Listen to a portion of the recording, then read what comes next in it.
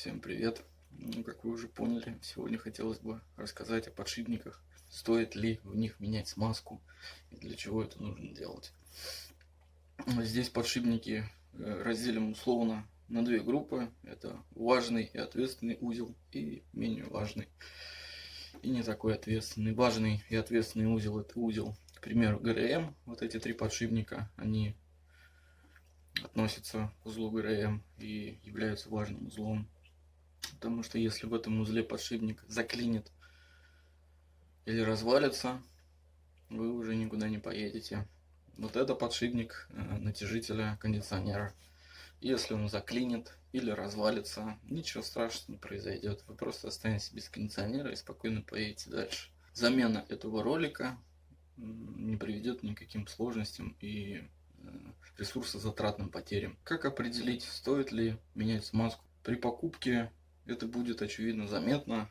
Стоит просто ролик прокрутить. То есть этот ролик крутится, видно, что в нем есть смазка, и добавлять туда ничего не требуется. Если взять этот ролик, то видно, что там смазки практически нету, и слышно шуршание. Почему стоит проверять ролики? Потому что ролик может легко пролежать на складе 4, 5 и больше лет. Соответственно, за это время смазка в нем высохнет.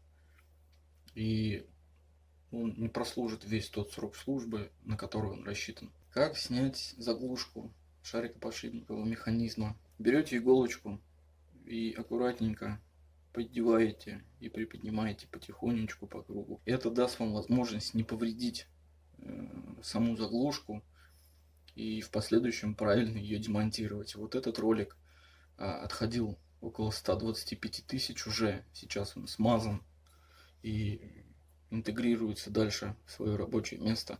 И здесь видно, что я пробовал разными предметами это делать. Самой действенной оказалась обычная иголка, большая.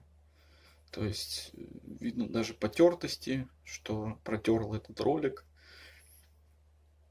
Это делать неправильно. Здесь тоже. То есть даже при таких повреждениях он отходил довольно-таки прилично.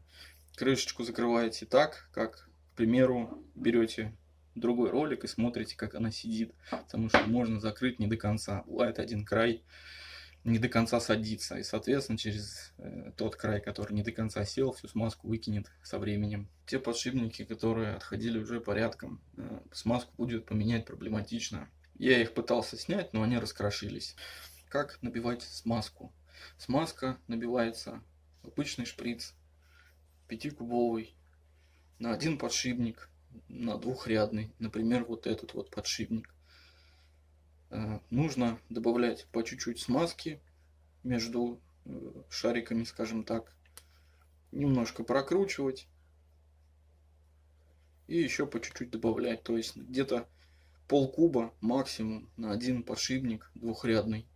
Больше не нужно.